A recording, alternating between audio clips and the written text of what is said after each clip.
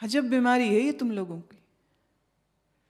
मान की इतनी भूख है, इतनी भूख है कि उसी कारण तुमको आधे समय तो टेंशन इसी की वजह से होती रहती। मुझे पूछो, मुझसे आज्ञा लो, मेरी आज्ञा मानो। जब नहीं मानते, जो तुम्हारे सबॉर्डिनेट हैं, तुमसे जूनियर हैं, तुमसे छोटे हैं, जब वो नहीं मानते तो दुख आता है। एक बढ़िया मंत्र आज सीख लो, मान चाहो मत, दुनिया में कोई तुम्हारा अपमान कर ही नहीं सकेगा।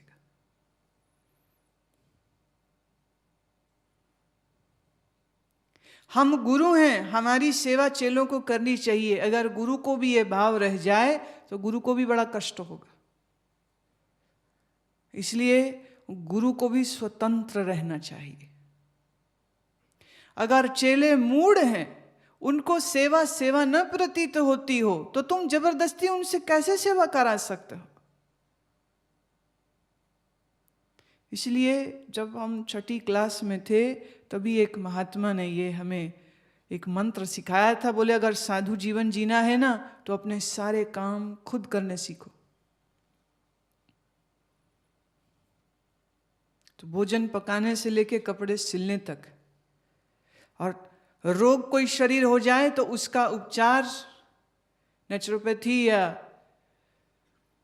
घर की जो सामग्रियां हैं उनसे कैसे कर सके, इतना ज्ञान हो अगर, तो आपको क्या दिक्कत है?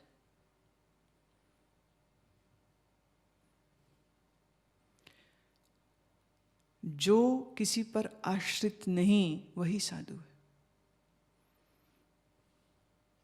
निराश्रयी रहे। है कोई और वो 10 दफे हाथ जोड़े कि नहीं प्रभु हमें करने दो, तो उनकी खुशी के लिए उनको दे दो, पर तुम ये इच्छा मत पालो मन में कि दूसरे आवे और तुम्हारी सेवा करे। दूसरा आए और वो मेरे निजी कार्यों को करे, ऐसी तमन्ना अगर कोई गुरु पालेगा तो उसको भी तकलीफ होगी, क्योंकि चेलों का तो कोई भरोसा नहीं। जैसे तुम्हें तुम्हारे मन का भरोसा नहीं रखना चाहिए, मेरी दृष्टि से ऐसे ही गुरु को भी चेलों का भी भरोसा नहीं रखना चाहिए। वो समर्पित है, वो सामने है, वो अपने लाभ हेतु गुरु का सानिध्य में रहे, बहुत अच्छी बात है। वो कहे गुरु जी हम चले, टाटा बाय बाय, गुरु कहे ठीक है बेटा टाटा बाय बाय, सुखी भव, जहां रहो सुखी रहो। कामना पूरी न हो तो क्रोध उठता है। कामना उसको उठती है जिसको आसक्ति है। आसक्ति उसको होती है जो विषय का चिंतन करता है। Now watch your mind. And the moment the procedure of anger has started, if you can put a stop at stage 1 or 2 or 3, चिंतन ही क्यों करो? क्या और चिंतन करने को कुछ नहीं बचा जो विषय का चिंतन करते फिरे? उदो मन्ना भये 10-20 एक हुतो सो गयो, श्याम संग कहू आराधे ईश। गोपियाँ यही तो कहती है, हम बस कृष्ण का ही चिंतन कर सकती है। वो मन गया, एक वो मन था जो सो गया कृष्ण के संग। हे उद्धव जी, अब ब्रह्म का चिंतन कौन करे? कौन? ऐसे ही तुम्हारे पास एक ही मन है। अब इस एक मन से या तो विषयों का चिंतन करो या विद्या का चिंतन करो।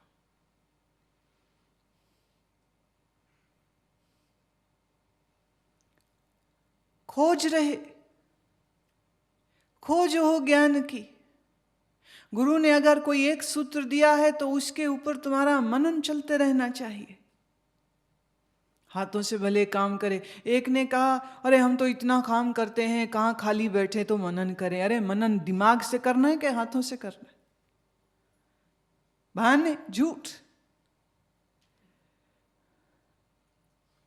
हाथ पांव कर काम सब, चित्त निरंजन नाल। हाथ अपना काम करे, पांव अपना काम करे, आंखें देखे, कान सुने, सब चले इंद्रिय के व्यवहार, पर तुम्हारे मन में चिंतन चले, जो सुना है उसके बारे में वो मनन चले। अब जिस मन में मनन चल रहा हो, उस मन में जगह कहां बचेगी कि वो विषयों का चिंतन करे। और जब विषय का चिंतन नहीं चलेगा तो आसक्ति नहीं, आसक्ति नहीं तो कामना नहीं, कामना नहीं तो क्रोध नहीं। क्रोधाद भवति सम्मोहा, सम्मोहात् स्मृति विभ्रम, स्मृति भ्रंशाद बुद्धिनाशो, बुद्धिनाशात प्रणश्यति। ये जो क्रोध उठता है ये अविवेक और मूढ़ता के भाव को लाता है। जब क्रोध आता है ना तो तुम्हारी अक्ल मारी जाती है। क्रोध से क्या चीजें आएंगी? अविवेक और मूढ़ता। इसलिए अगर कोई आदमी गुस्से में बिल बिला रहा हो ना तो तुम साइड में हो जाओ, क्योंकि उस समय ना वो कुछ समझने की हालत में है और ना ही उसको कुछ समझाया जा सकता है। मूढ़ को क्या समझाओगे? गधे के आगे बीन बजाओ, गधा खुश होगा? दुलत्ती मारेगा आगे से। क्रोध में मूढ़ता आती है, और याद रहे ये मूढ़ता ऐसी सत्यानाशी होती है कि आदमी अपनी ही हानि कर लेता है, और ऐसा आदमी दूसरे का भी नुकसान कर सकता है। यह क्रोध बुद्धि को सम्मोहित कर देता है, सम्मोहित, हिप्नोटाइज कर देता है। जैसे एक हिप्नोटिस्ट अपने केस के, जिसे उसने पूरी तरह से हिप्नोटाइज कर दिया है, वो उसके हाथ में रखे सेब पर आदेश ये दे कि अब इस समय मैं तेरे हाथ पर जलता हुआ कोयला रखने जा रहा हूं। उसने रखना नहीं कोयला, रखेगा वो सेब या कोई भी चीज। हिप्नोटाइज्ड आदमी की चमड़ी को वो सेब का स्पर्श आना ही नहीं, क्योंकि उसके मन ने यह स्वीकार कर लिया कि मेरे हाथ पर एक जलता हुआ कोयला रखा जा रहा है। वो चीख उठेगा। और किन्हीं एक प्रयोगों में यह भी पाया गया कि उसके हाथ में छाले आ गए। अब सेब से छाले आ सकते?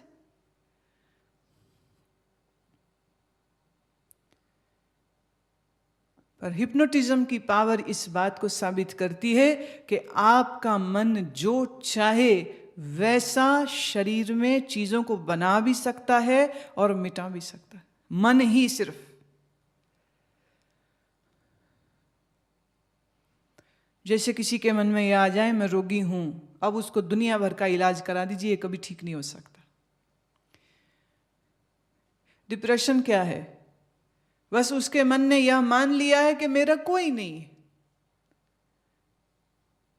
सब है, माँ बाप, भाई बहन, पत्नी, बच्चे सब हैं, पर उसके मन ने यह मान लिया मेरे को कोई प्यार नहीं करता। अब ऐसी गहरी उदासी में जाएगा कि आत्महत्या तक कर सकता है। मन की शक्ति बड़ी अपार। सम्मोहत हो गई बुद्धि जिसकी। क्यों हुई सम्मोहित? क्रोध आया। अब जिसकी बुद्धि सम्मोहित हो गई है उसकी स्मृति भी भ्रमित हो जाएगी। Memory loss. जो ज्ञान सुना है ना, ख्याल से समझना, ये सिर्फ अज्ञानियों की बात नहीं हो रही। ये जितने तुम जैसे बैठे अभी ज्ञान सुन रहे हो ना, ये तुम सबकी बात हो रही।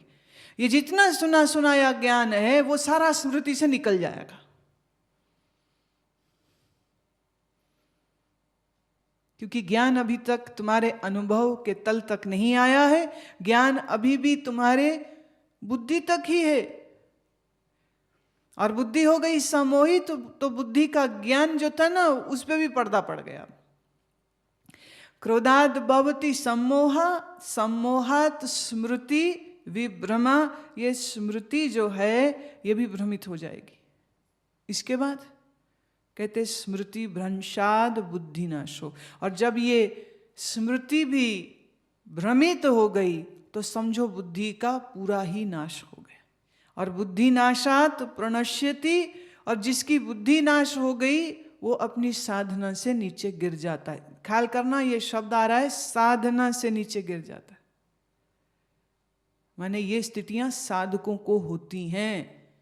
ये उनकी बात नहीं की जा रही है जो पामर है, विषयी है, संसारी है, ये उनके बारे में चर्चा नहीं है। ये चर्चा हो रही है साधक के लिए।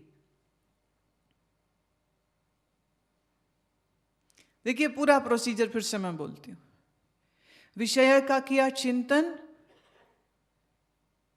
चिंतन क्यों आया? विषय के संग से इंद्रिय थी तो विषय का आया चिंतन, चिंतन आया तो बनी आसक्ति, आसक्ति बनी तो उठी कामना, पूरी नहीं हुई तो आया क्रोध, क्रोध आया तो क्या हुआ? बुद्धि सम्मोहित हुई, बुद्धि सम्मोहित हुई, ज्ञान का विभ्रम हो गया, ज्ञान भी गया, ज्ञान के भ्रमित होते ही, स्मृतियों के भ्रंश होते ही, टूटते ही बुद्धि का नाश, और बुद्धि का नाश होते ही साधना भी गई।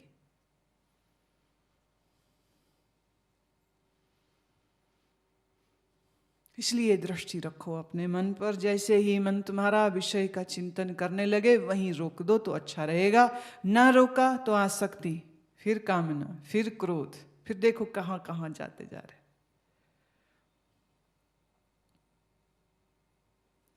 Be ever watchful.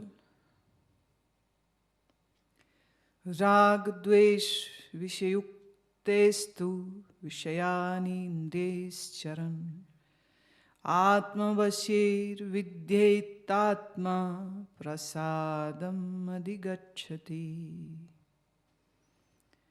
जिसका अंतःकरण स्वाधीन हो, स्व अधीन, अपने अधीन, मेरे अधीन, मेरा मन बुद्धि चित्त अहंकार मेरे अधीन अगर है तो मैं राग द्वेष से इसे रहित कर सकता हूं।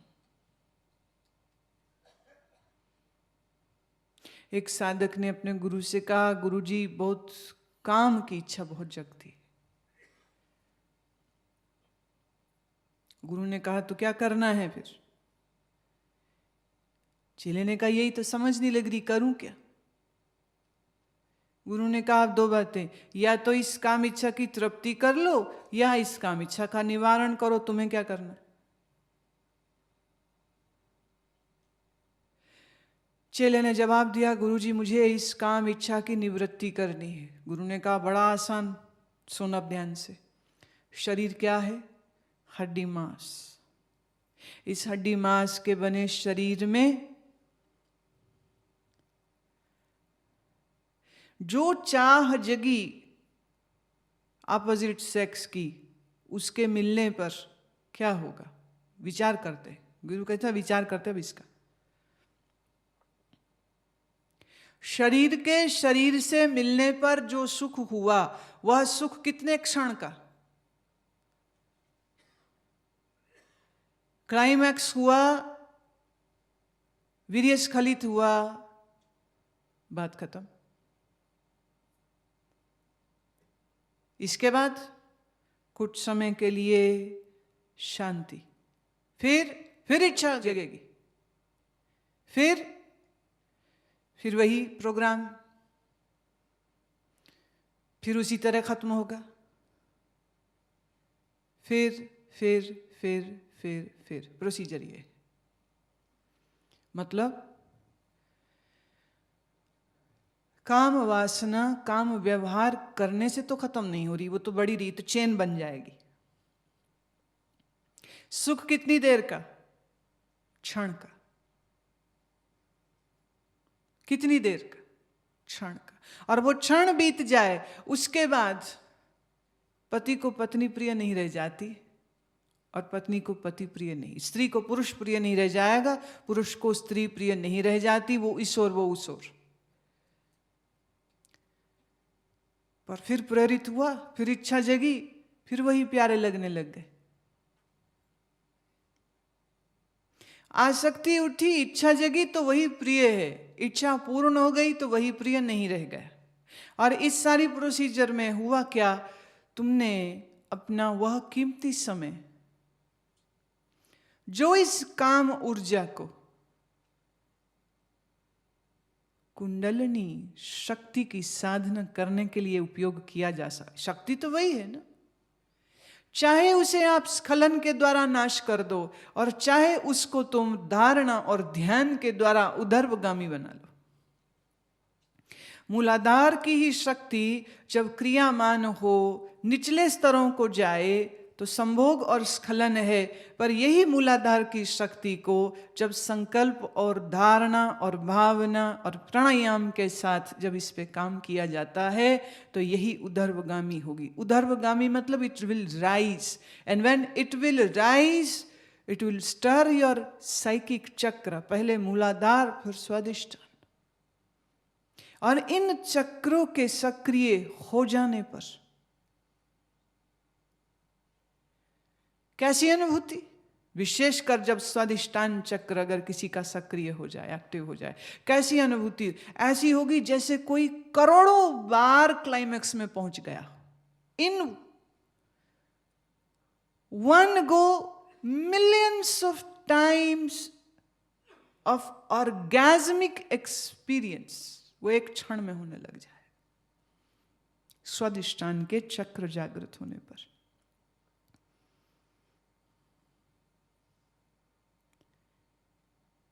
दुनिया की कोई स्त्री और पुरुष इस दैहिक संभोग से ऐसा एक्सपीरियंस ले ही नहीं सकते, संभव ही नहीं। किसी स्त्री किसी पुरुष के शरीर में ऐसी सामर्थ्य नहीं है कि वो करोड़ों ऑर्गेज्म की तरह वो अनुभूति दे दे। पर इधर स्वादिष्टान चक्र अगर जागृत हो गया और अगर ऊर्जा स्वादिष्टान को पार कर गई और पहुंची मणिपुरक तक,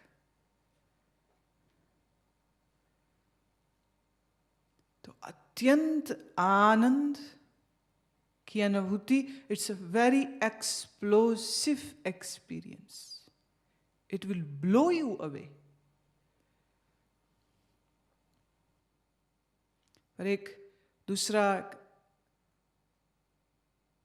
जो ढंग है समझने का वो इतना जानिए कि शरीर से व्यवहार में जो सुख है वो कुछ क्षण का है, पर जब अपनी ही चेतना को आपने श्रेष्ठ किया, अपनी सुप्त शक्ति को आपने जागृत किया, तो वो आपको देह के तल पर भी इतना अपार सुख देगी कि उसके बाद तुम्हारे लिए दुनिया में कोई स्त्री आकर्षक नहीं रह जाएगी और कोई पुरुष आकर्षक नहीं रह जाएगा, क्योंकि इस हड्डी मांस के बने किसी भी शरीर में इतनी ताकत नहीं, इतनी सामर्थ्य नहीं, इतनी शक्ति नहीं कि वो तुमको ऐसा एक्सपीरियंस दे सके। तंत्र में इसको कहते हैं द कॉस्मिक ऑर्गेज्म।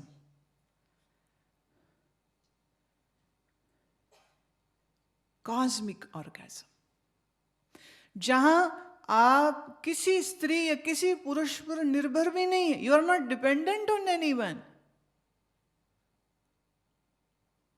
सिर्फ अपनी शक्ति को जागृत किया और इस कुंडलिनी के जागृत होते पर ही ऐसी अद्भुत अनुभूतियां हैं जो आपको विस्मित कर जाएंगी।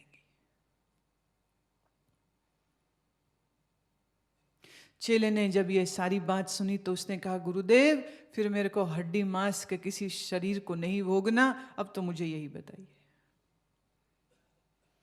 अब यही विद्या सीखनी। देखिए, स्त्री पुरुष की जो आपसी गुलामी है ना, वो इसी काम सुख की वजह से है और किसी वजह से नहीं।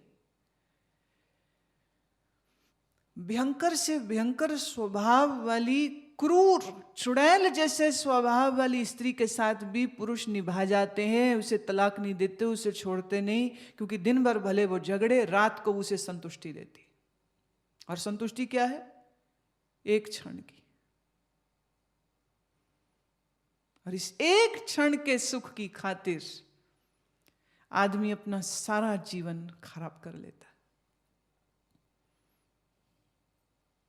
और फिर ये जो सेक्सुअल अर्ज है, ये जो काम इच्छा है, ये तुम्हारे सोच के साथ संबंधित नहीं है, ये प्राकृतिक है, इसका संबंध हार्मोन्स की सिक्रीशन से भी है, इसका संबंध तुम्हारे बॉडी के साइकिल से भी है। ये हार्मोन्स बच्चे के शरीर में नहीं, उसे पता ही नहीं कि क्या होता है स्त्री पुरुष। अबोध मासूम, उसे कुछ नहीं पता, नंगा भी घूमता रहता। दूसरे कहते अरे नंगा क्यों है, नंगा क्यों है, तो उसे लगता है पागल होगी, क्यों कह रहे मेरे को नंगा क्यों, क्या है इसमें। तुम्हें अजीब लगता है, बच्चे को नहीं, एकदम निर्दोष, एकदम मासूम। महावीर ने कपड़े त्यागे कह सकते हैं, या कहो कपड़े गिर गए, उन्होंने फिर पहने ही नहीं। लोगों ने कहा नंगे घूमते हैं दिगंबर, पर महावीर की दृष्टि से देखो, वो कहते नग्न क्या। जिसके मन में काम वासना है उसको अपना तन ढकने की और दूसरों के ढके हुए तन रहें ऐसी इच्छा है, जो स्वयं की काम वासना से निवृत्त हो गया है, उसके लिए ना स्त्री स्त्री है, ना पुरुष पुरुष है, ना अपना स्त्री पुरुष का कोई लिंग भेद है, ना दूसरे का कोई लिंग भेद। महावीर दिगंबर रहे। ऋषि याज्ञवल्क्य के समय, राजा जनक के समय पर एक स्त्री हुई है जिसका नाम है गार्गी। गार्गी नग्न रही, कोई वस्त्र नहीं पहना। कश्मीर में लल्लेश्वरी एक योगिनी हुई है, उसने कोई वस्त्र नहीं पहने। ऐसा नहीं कि कोई कपड़ों से चिढ़ थी या एलर्जी थी, या वो न्यूडिस्ट थे, दे वर नॉट न्यूडिस्ट, पर देह भाव इतना विलीन हो गया कि अब कपड़े व्यर्थ लग रहे, अपने लिए भी और दूसरों के लिए भी। लल्लेश्वरी को इस्लाम के दृष्टि से भी एक फकीर माना जाता है, और ईरान से एक फकीर नूरुद्दीन इन्हें मिलने आया। बड़ी शोहरत थी इसकी। तो नूरुद्दीन जब आया तो लल्लेश्वरी जैसी नग्न रहती थी वैसी ही थी। जब वो आया तो उसने शर्म से आंख झुका ली और उसने कहा लालदेर, ये तू नंगी क्यों घूमती, तुम्हें कपड़े पहनने चाहिए। सोच के देखिए, इस्लाम में जहां औरत बुर्के में है, कश्मीर में बुर्के में कभी नहीं थी, सिर्फ सिर पर साफा होता है उसके। कश्मीरी मुसलमानों में बुर्के का कोई चलन नहीं था, लंबे समय तक कोई चलन नहीं, आज भी नहीं है। सिर्फ सर ढका होता, बस सर वो नंगा नहीं रखती, बस बुर्का नहीं पहनती। और लाल देर, नंगे बदन। उसने नूरुद्दीन से कहा जिसके मन में खोट हो, मैल हो, वो कपड़ा पहने, और मेरे अल्लाह से क्या पर्दा।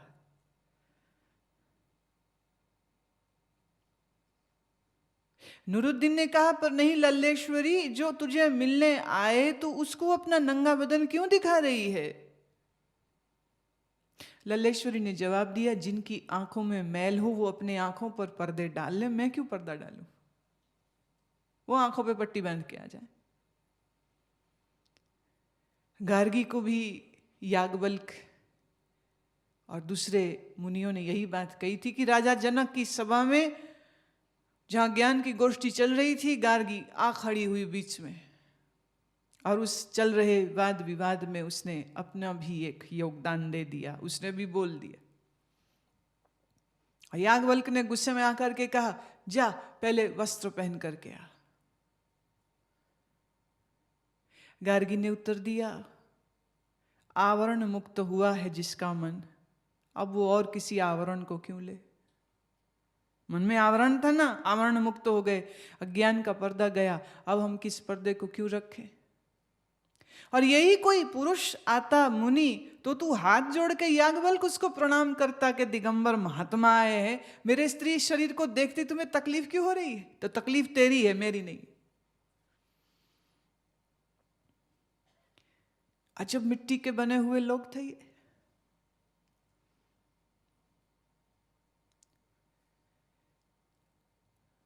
शरीर हमारा एक बड़ा पवित्र संस्थान है, इसमें बहुत सी शक्तियां विद्यमान है।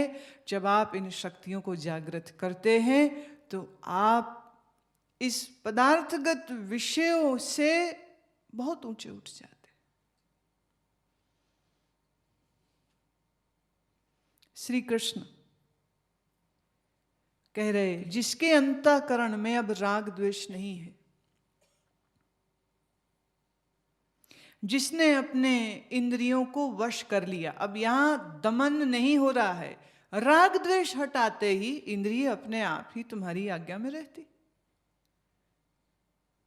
You are not fighting with your senses, you are not killing your senses.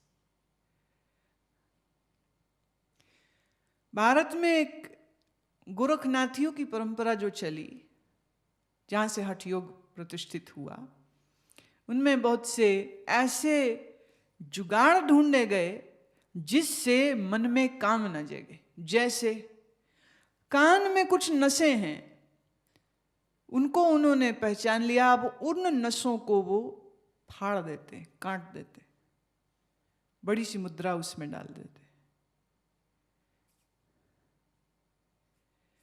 जनन इंद्री से जो नर्व्स ब्रेन तक जाके मैसेज पहुंचाती हैं, गुरु गोरखनाथ ने उन नसों की पहचान कर ली। जनन इंद्री से जो मैसेज दिमाग में जाए तो दिमाग में काम विचार चले। ख्याल रहे, काम का अंग तुम्हारी जनन इंद्री नहीं, तुम्हारा दिमाग होता है। जनन इंद्री सिर्फ एक आउटलेट है।